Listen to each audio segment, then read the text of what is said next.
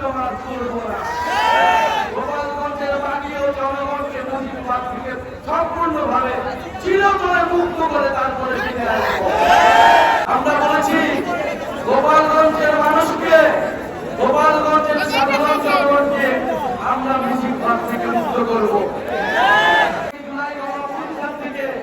আজকে পর্যন্ত বলে এসেছি আমাদের পন্থা হলো প্রথম পন্থা, আমাদের কর্মসূচি হলো শান্তিপূর্ণ কর্মসূচি, অহিংস কর্মসূচি। কিন্তু যদি সন্ত্রাসীরা ফ্যাসিস্টরা আমাদের দিকে আসে, আমরা গণপ্রতিরোধ করে তুলতে কিন্তু পিছপা হই না, লাঠি হাতে তুলতে পিছপা হই না, গণঅভ্যুত্থানে অস্ত্র হাতে তুলতে উপস্থিত ছিলাম।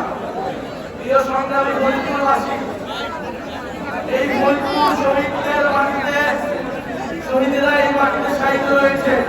শিশু তারিখ থেকে শুরু করে গণঅভ্যুত্থানে অনেক শহীদ এই ফরিদপুরের সাহসী সন্তান। এই ফরিদপুরের অনেক সাহসী বীর জুলাই গণঅভ্যুত্থানে বৈষম্যবিরোধী ছাত্র আন্দোলনের সর্বসারী ছিলেন। সংগ্রামী বন্ধুগণ, আপনারা জানেন গতকাল গোপালগঞ্জে আমাদের শান্তিপূর্ণ পূর্ব ঘোষিত কর্মসূচিতে আক্রমণ চালানো হয়েছে। গোপালগঞ্জে এখনো ফ্যাসিস্টরা তাদের আশ্রয় কেন্দ্র হিসেবে গড়ে তুলেছে গোপালগঞ্জকে। আমরা বলেছি গোপালগঞ্জের মানুষকে, গোপালগঞ্জের সাধারণ জনগণকে আমরা মুজিববাদ থেকে মুক্ত করব। গোপালগঞ্জের সাধারণ মানুষের পাশে আমরা আছি। আমরা আহ্বান জানাতে চাই সরকারের কাছে, গোপালগঞ্জের কোনো একজন সাধারণ মানুষকে যাতে হেনস্থা না করা হয়, কিন্তু ফ্যাসিস্ট সন্ত্রাসী প্রত্যেককে ধরে ধরে গ্রেফতার করতে হবে। সংগ্রামী বন্ধুগণ, চারজন মানুষ বিচার বহির্ভূতভাবে গতকাল মারা গিয়েছে। আমরা 5ই আগস্টের পরে বলেছিলাম সন্ত্রাসীদেরও মানবাধিকারে আমরা বিশ্বাস করি। বিচারিক প্রক্রিয়া আওয়ামী লীগ ছাত্রলীগকে গ্রেফতার করতে হবে, বিচারের আওতায় আনতে হবে। কিন্তু আমরা দেখছি গ্রেফতার হচ্ছে না, গ্রেফতার হয়ে কোর্ট থেকে ছাড়া পাচ্ছে, বিচার প্রক্রিয়া আগাচ্ছে না। প্রশাসনের বিভিন্ন স্তরে যারা স্বৈরাচারের দোষর রয়েছে এবং দুর্নীতিবাজ কর্মকর্তারা রয়েছে, তাদের প্রতি বলে দিতে চাই, বিচারের দাবিতে আমরা রাজপথে নেমেছি। বিচার আদায় না করে আমরা রাজপথ থেকে উঠে যাব না।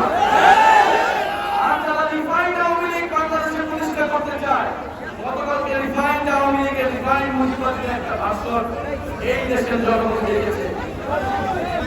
মুজিববাদী সন্ত্রাসীদের 5ই আগস্ট আমরা পরাস্ত করেছি। আমরা এখনো সময় দিচ্ছি আইনিভাবে, শান্তিপূর্ণভাবে এই সকল সন্ত্রাসীদের গ্রেফতার করা হোক। আর না হলে আমরা অবিলম্বে এই গোপালগঞ্জে আর মার্চ করব এবং এবার কিন্তু আমরা ফিরে আসার জন্য মার্চ করব না। গোপালগঞ্জের মাটি ও জনগণকে মুজিববাদ থেকে সম্পূর্ণভাবে চিরতরে মুক্ত করে তারপরে ফিরে আসবো। প্রিয় ফরিদপুরবাসী, আজকে ঐতিহাসিক 17 জুলাই, এই 17 জুলাই আমাদের সংগ্রামী সদস্য সচিব আক্তার হোসেন এই গণঅভ্যুত্থানে প্রথম গ্রেফতার হয়েছিলেন, রাজবন্দী হয়েছিলেন এই গণঅভ্যুত্থানে বৈষম্যবিরোধী ছাত্র আন্দোলন থেকে। আজকে আমরা গভীর মিছিল করেছিলাম শহীদদের জন্য। সেই গণঅভ্যুত্থানের সকল শহীদদের শ্রদ্ধা স্মরণ করি।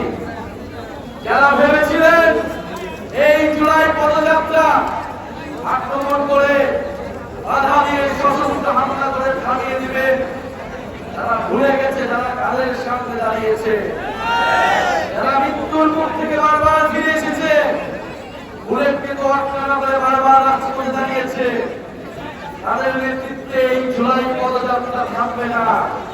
64টা জেলায় পদযাত্রা না করে আমরা ঘরে ফিরব না।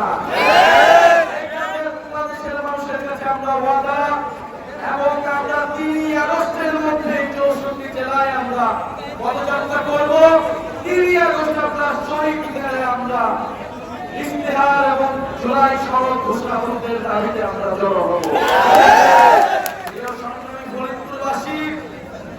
আমরা ফরিদপুরের জনগণের জন্য লড়াই করতে এসেছি। ফরিদপুর গণ অভ্যুত্থানে আমাদের সাথে ছিল, বাংলাদেশের সাথে ছিল। জাতীয় নাগরিক পার্টি ফরিদপুরের জনগণের মানুষের অধিকারের জন্য, নাগরিকের মর্যাদার